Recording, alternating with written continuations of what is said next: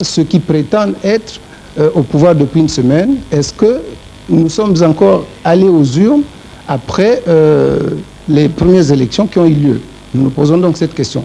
Nous n'en voulons donc pas à quelqu'un, ni au chef de l'État, président de la République, ni au Premier ministre. Il s'agit de lire les événements politiques. À partir de l'accord PCT apparenté URD, il y a normalement un nouveau gouvernement, un nouveau chef de gouvernement. L'UPADES veut la mort du PCT. Parce que s'il ne voulait pas la mort du PCT, l'UPADES ne serait pas entendu avec nos ennemis pour nous torpiller, pour nous empêcher d'être au Sénat en nombre suffisant, pour nous refuser d'être, de diriger des conseils régionaux et des districts. J'ai présenté la démission de mon gouvernement et de moi-même, le cœur serein, parce que j'ai confiance au peuple congolais. Et j'ai surtout confiance au président de la République, M. Pascal Lissouba. Situation ayant abouti à l'éclatement de l'alliance UPADES-PCT. En effet, le 1er septembre de cette année, le président de la République, Pascal Lissouba, nomme Maurice Stéphane Bongo-Noira Premier ministre. Puis, quelques jours plus tard, l'ensemble des membres du gouvernement. Le PCT dans ses rangs à 3 ministres au sein de ce gouvernement. Mécontent, sinon insatisfait, le 11 septembre, le PCT publie une déclaration dans laquelle il affirme ne pas être représenté dans cette équipe gouvernementale. Les 3 ministres du PCT faisant partie y sont allés à titre individuel. Le 24 septembre, élection d'André Mouelet à la présidence de l'Assemblée nationale avec la complicité de l'opposition. Le 30 septembre, signature de l'accord politique IRD-PCT. Accord qui ne sera publié que le 13 octobre. Le 28 octobre, dépôt de la motion de censure par la majorité parlementaire constituée par IRD-PCT. Motion à la... du changement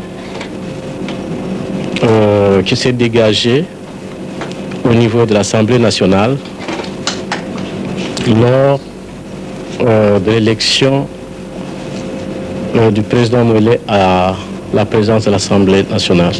Et d'après vous, Monsieur le Président, quelles conséquences pourraient en découler? Eh bien, c'est ce que nous sommes en train d'étudier. Les conséquences sont faciles à imaginer. Il suffit, n'est-ce pas, de lire attentivement la Constitution. Et voilà que d'autres partis qui n'ont pas gagné, donc des partis manquants, perdants, se mettent ensemble et disent non, ce n'est pas vous le parti qui avez gagné qui devez diriger, c'est nous qui devons désormais diriger parce que nous nous sommes mis ensemble. C'est une question qui doit nous faire réfléchir. La troisième observation que je voudrais faire, c'est au niveau du Parlement. On parle de la majorité parlementaire.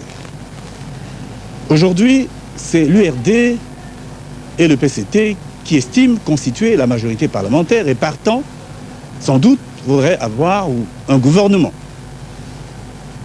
Et demain, dans 2 semaines, dans 1 mois, dans 2 mois, pourquoi pas, on pourrait voir un de ces partis, par exemple, le parti Connu Travail, dire « Ah non, je me suis trompé, je ne voudrais plus être avec l'URD, je suis avec l'UPADES. » Et voici une nouvelle majorité parlementaire, donc un nouveau gouvernement.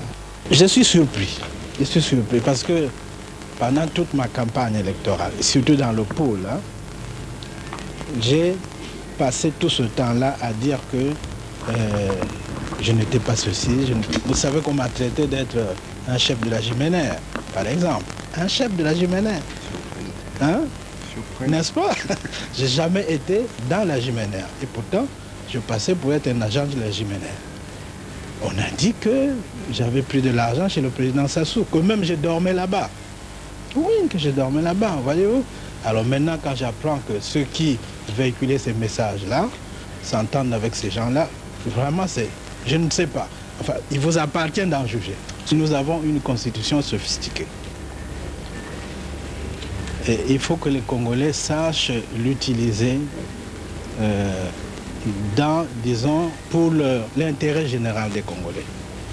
Je pense la même chose pour nos institutions. Nous les avons, nous les avons installés. Il faut leur permettre de fonctionner. Vous savez, tout le monde nous regarde à l'heure actuelle. Nous avons une constitution, nous avons un parlement, nous avons un gouvernement. Les gens autour de nous, les gens en Europe, sont en train de dire, bon, regardez ces gens-là, ces noirs-là, qu'est-ce qu'ils vont en faire? Est-ce que ça peut fonctionner? C'est la question qui se pose. Donc, c'est à nous de faire en sorte que le Congo ne soit pas sali. Un gouvernement que nous avons proposé de 22 membres, 22 divisé par 3, ça fait à peu près 7 et quelques. Nous avons dit, nous demandons 7. Mais ils ont fait un gouvernement de 28. Nous disons, non, nous avons besoin de 7 seulement. Même si c'est 30, 35, donnez-nous 7, ça nous suffit. Mais d'où vient qu'on dise que le PCT a été gourmand? Aujourd'hui, ils ont voulu nous donner d'abord un seul ministre. Alors que nous leur donnions la stabilité politique pendant 5 ans. Ils ont voulu nous donner un seul ministre. Après avoir discuté, 2 ministres. Mais je vous assure que durant tout le temps qu'on a discuté, ça a duré au moins 1 mois et quelques, on n'a tenu que 2 et demi de séances sérieuses. Que le Premier ministre Stéphane Bongo-Noira a été nommé par le président de la République conformément à la Constitution. Parce qu'il s'est trouvé dans une majorité parlementaire qui fait partie de la majorité présidentielle. Et c'est la Constitution qui veut que le Premier ministre sorte, n'est-ce pas, de la majorité parlementaire. Et cette majorité, au moment où on nommait le Premier ministre, nous l'avons. Et je pense que nous l'avons toujours. Mais aujourd'hui, il se trouve qu'il y a un certain nombre de partis qui se retrouvent à côté, n'est-ce pas, de ce qui se passe au palais des congrès pour pouvoir constituer une majorité dite parlementaire. Il ne peut pas y avoir dans un pays 2 majorités parlementaires à la fois. Il y a une seule et celle qui est constitutionnelle. Celle dont les autres se réclament, c'est une majorité de la rue. Définitivement acquis au principe de l'alternance par les urnes, le Congo est entré dans une ère nouvelle. Ceux qui, délibérément, refusent de se plier à la loi de l'alternance démocratique librement instaurée par l'ensemble de notre peuple sont des échoués et des récalés à l'épreuve de passage devant le peuple ne peut se transformer en vainqueur, considérant qu'il n'y a de majorité parlementaire que celle issue des urnes et à laquelle le peuple a délégué sa légitimité, considérant que le renversement de la majorité actuelle procède par la dissolution de l'Assemblée nationale et le passage devant les électeurs, considérant que le débat parlementaire doit se dérouler à l'Assemblée nationale et non dans la rue, considérant la confusion des concepts savamment entretenus entre majorité parlementaire qui procède de la légitimité populaire et majorité absolue qui procède des coalitions circonstancielles, nous, jeunes des partis de la majorité présidentielle, des associations, de la société civile et des démocrates sans frontières, déclarons l'accord PCT-URD signé le 30 septembre 1992, nul d'effet sur les institutions de la République démocratiquement élue. Nous sommes en train de réussir, je le dis sans, vous me connaissez, c'est sans orgueil, ça ne me ressemble pas. Nous sommes en train de réussir. Mais si nous réussissons, vous savez bien qu'ils sont rayés de l'histoire politique de ce pays. Comme ils ne peuvent pas être rayés parce qu'ils n'ont que ça. Alors, mesdames, messieurs, je ne vais pas faire de discours, je n'ai pas le droit.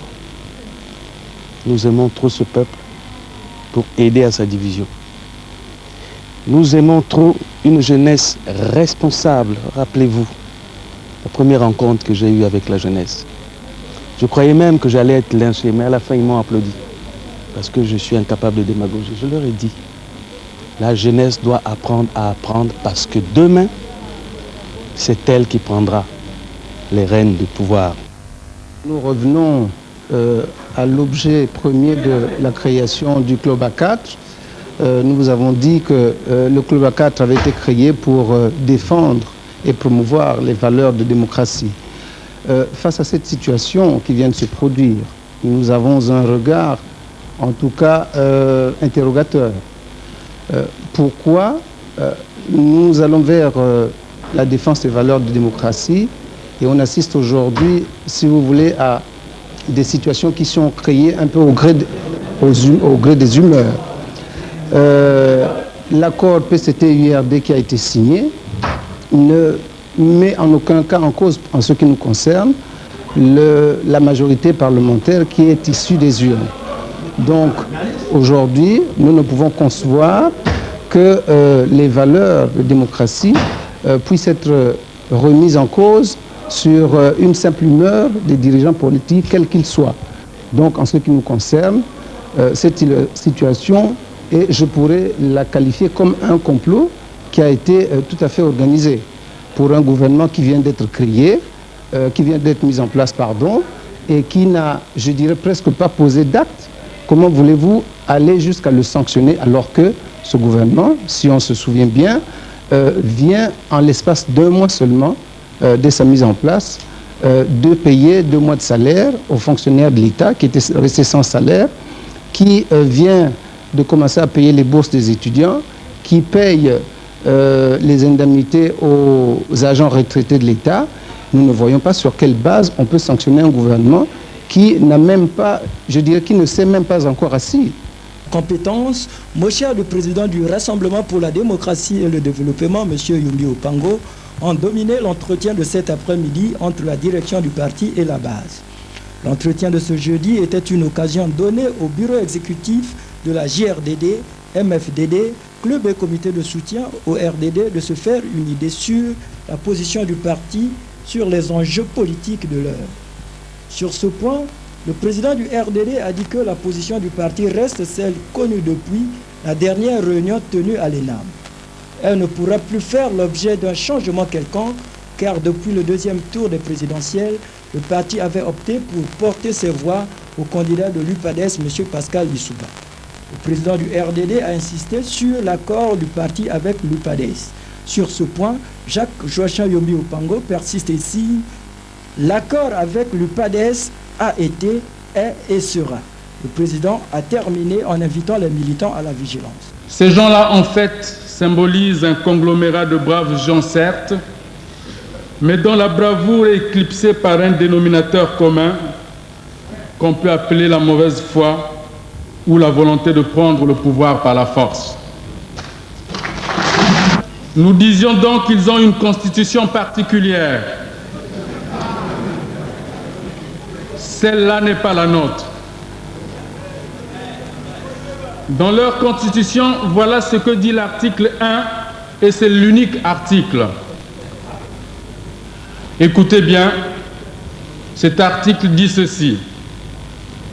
Lorsque Pascal Lissouba et son gouvernement prendront l'élan de payer les fonctionnaires, les retraités et les étudiants, et surtout lorsque les investisseurs commenceront à s'intéresser à nouveau au Congo, il faudra tout faire pour empêcher le peuple congolais de célébrer cette réussite. Voilà leur constitution et leur article. L'accord du 30 septembre 1990, URD 92, URD PCT, est une alliance de sanctions qui se sont réunis pour sucer le sang du peuple congolais.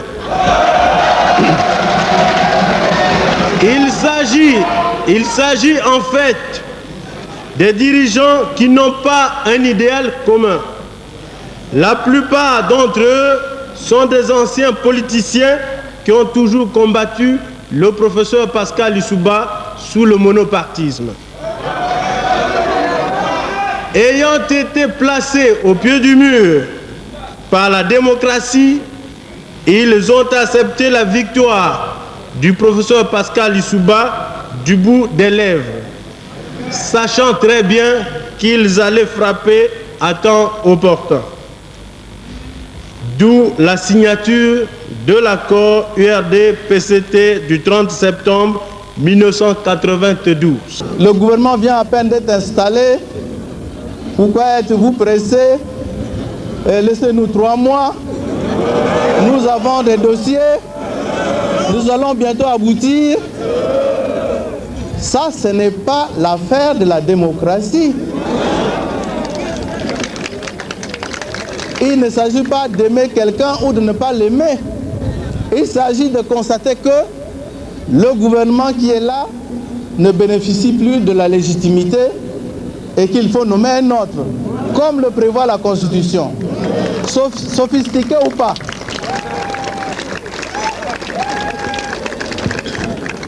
Parce que celui qui parle de sophistication de la Constitution, c'est lui qui l'a proposé. Il aurait pu la simplifier, non? Donc, sophistiqué ou pas, c'est la Constitution qu'il faut appliquer. Celui qui n'a pas la majorité de l'Assemblée ne peut pas être chef de gouvernement. C'est ce qui est prévu à la Constitution. Nous n'en voulons donc pas à quelqu'un, ni au chef de l'État, président de la République, ni au Premier ministre. Il s'agit de lire les événements politiques. À partir de l'accord PCT apparenté URD, il y a normalement un nouveau gouvernement, un nouveau chef de gouvernement. C'est ça la bonne lecture de la Constitution. Pourquoi l'accord signé avec l'URD serait un complot et pas celui avec l'UPADES? Mais ce n'est pas sérieux. En réalité, le problème est ailleurs. Les membres du PCT doivent le savoir, que les apparentés du parti nous excusent. Parce que c'est très important. L'UPADES veut la mort du PCT. Parce que s'il ne voulait pas la mort du PCT, l'UPADES ne serait pas entendu avec nos ennemis pour nous torpiller, pour nous empêcher d'être au Sénat en nombre suffisant, pour nous refuser d'être, de diriger des conseils régionaux et des districts.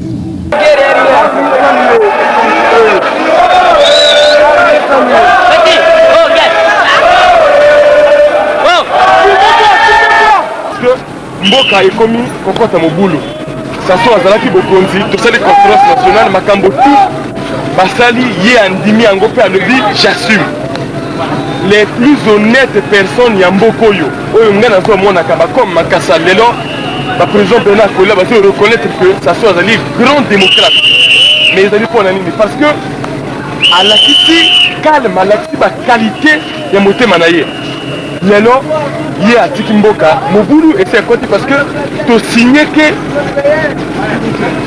défi que toko suivre constitution sikoyo bakomi kobafoue constitution bakomi oluka mindondo oh complot mais oyo ezali complot te oyo ezali manifestation ya peuple souverain donc tozosenga na président Lisuba à comprendre ou à la table ronde oyo ye akoyoka opposition ou à démettre le gouvernement est illégal parce que c'est un gouvernement illégal et tozonga tokoki kosala ba élection na ndenge bamazolo ba sans loi électorale te ba dissoudre l'assemblée bakoki oluka kosala ba commission ko embrouiller bato lokola babokilo balongoli bango na misala raison te mais makambo wana toboyi yango makambo toboyi yango sasu andimaki makambo tu alobi j'assume mais ekomi sikoyo ndenge nini ekomi sikoyo mobulu mboka boye toko avancer te il y a quand même des acculturés qui accusent Sassou d'être encore comploteur alors que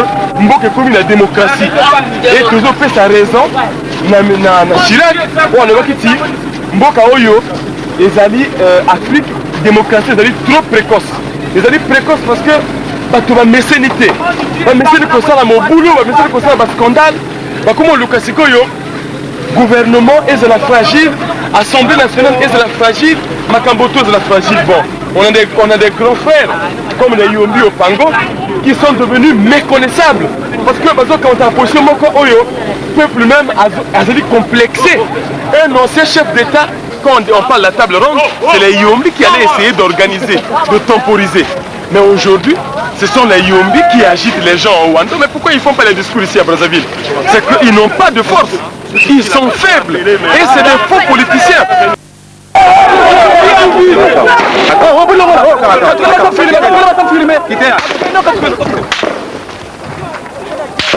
Dis donc, vous avez tiré quelqu'un.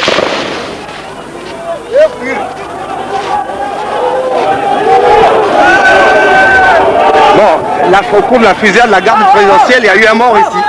Il y a un mort. Il y a un mort. Oh, il y a un mort là. Il y a un mort. Monsieur l'agent. Il y a un mort. Il y a un mort là. Il y a un mort. Vous tuez. Il y a un mort qui est tué. Venez là, venez. Ouais. Venez. Ah, yo, parlez. Filmez ce monde. Ouais. Bon, ça tue là. Bon, ça tue, c'est pas bon.